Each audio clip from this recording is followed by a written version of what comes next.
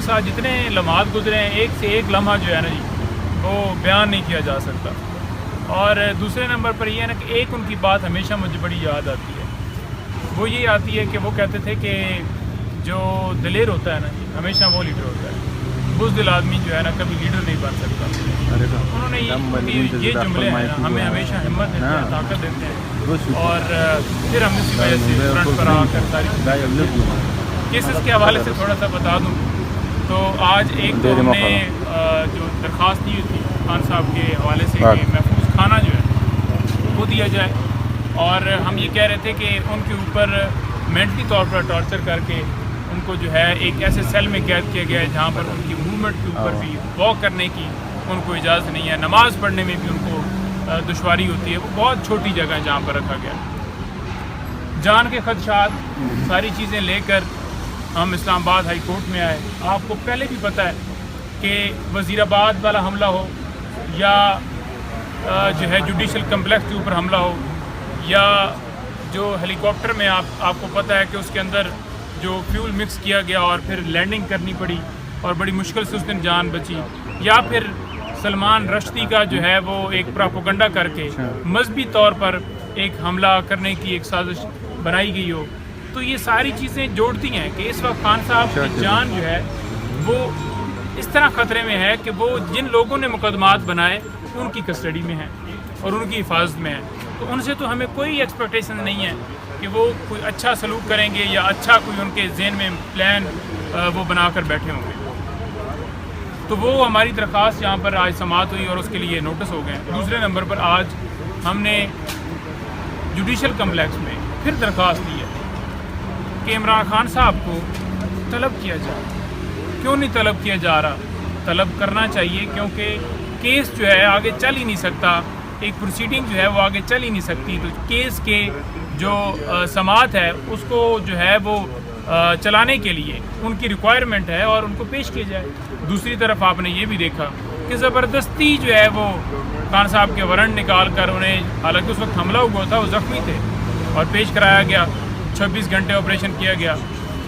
دوسرے لوگوں کو بھی وارنٹ نکلتے ہیں، لیکن آپ نے کبھی یہ دیکھا کہ ان کے بھی اسی طرح سے آپریشن ان کے گھروں میں کیے گئے ہوں؟ یوسف رضا گیلانی کے بیٹے کے اسی طرح سے وارنٹ نکلے. تو کیا آپ نے دیکھا کہ کوئی اس طرح کا ان کے گھر حملہ ہوا؟ ہم یہ نہیں کہتے کہ کسی کے گھر حملہ ہو، ہم یہ کہتے ہیں کہ یہ جو چیزیں کی جا رہی ہیں، یہ جو کام سارے کیے جا رہے ہیں، ٹھیک ہے جی، ون سائیڈڈ نہیں ہونا چاہیے. پک اینڈ چوز والا جو معاملہ ہے وہ نکالیں.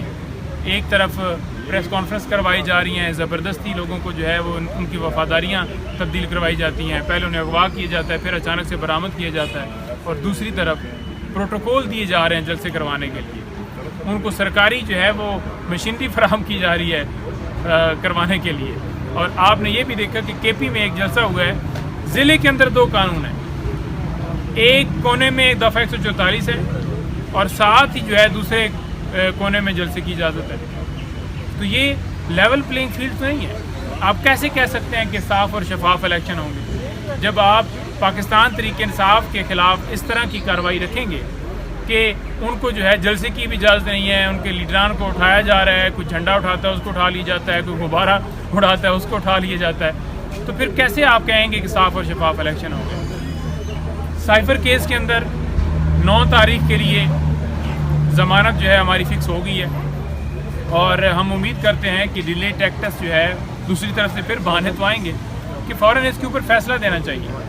ایک طرف ٹرائل جو ہے اس کی سپیڈ اس طرح سے لگائی جا رہی ہے کہ ہم دیکھ رہے ہیں کہ اب کاپیاں تو تقسیم جو ہے ہونے کے لیے ڈیٹ فکس ہو گئی ہے، فرد جرم بھی لگے گا، باقی پروسیڈنگ بھی ہوگی.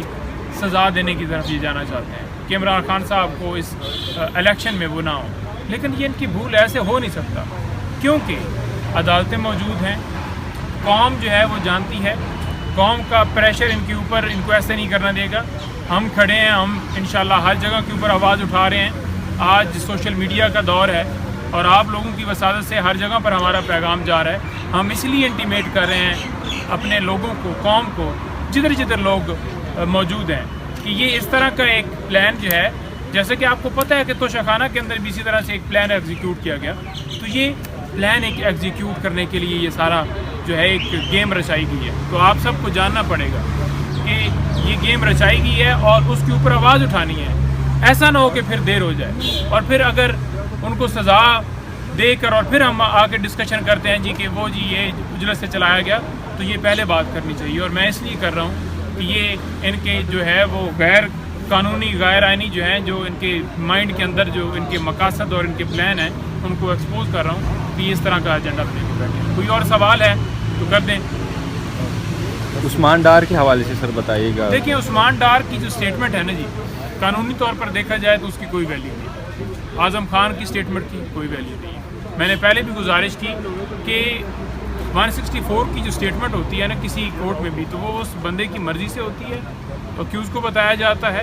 تیسرے نمبر پر وہ کراس ایگزامینیشن کا جو ہے وہ اس کو موقع دیا جاتا ہے اور اکیوز کی موجودگی ضروری ہے. اسی طرح سے عثمان ڈار کا جو ایک وہ کھیل رچایا گیا, تو یہ ایک یوں سمجھ کہ پارٹ 2 تھا. پہلا پارٹ 1 یہ تھا کہ ڈائریکٹلی برآمد کر کے پریس کانفرنس کروائی جاتی تھی. اب ایسا کیا کہ ایک پروگرام میں باقاعدہ طور پر شو بنا کر اور کہا گیا کہ آپ نے تھوڑے مثالے کے ساتھ جو ہے نا وہ باتیں کرنی اور ذرا ہنس کے بولنا ہے تاکہ محسوس یہ ہو کہ آپ پریشر کے اندر ہیں. ان کی ماں کا واضح بیان آ چکا ہے, تو پھر قوم تو جانتی ہے کہ یہ زبردستی کے بیان ہیں, ان کی کیا ویلیو ہے.